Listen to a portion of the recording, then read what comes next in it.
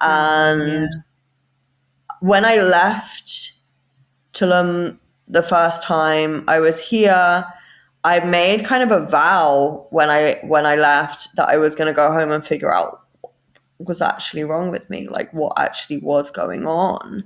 And so I went back to Spain, and by this point, it's like nearly like 20 years of health problems without answers. And I went back and sort of started on that journey. I got diagnosed with ADHD, which made a lot of sense. And actually, going on medication helped a lot with my chronic health condition.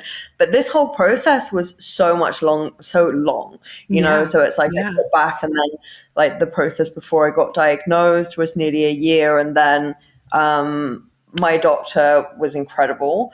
But then finding the right medication for me and the right balance was like another kind of year.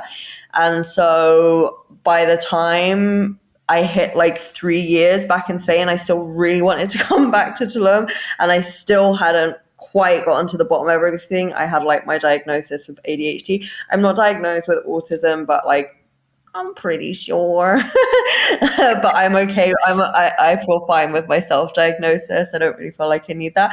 But it was like there's obviously still more to the story that I didn't understand. And I had this vow, no, that this like commitment of like I'm not gonna go back to Tulum until I figure this out. And it was like 3 years, and I was like, okay, like I need to go home. Like I need to go back to Tulum. I need to do it. I'm just gonna have to trust, and maybe it's just not on the cards for me. Maybe I just never get to know. And that's part of the journey of this, is again, like consistently like the surrender and acceptance of uncertainty.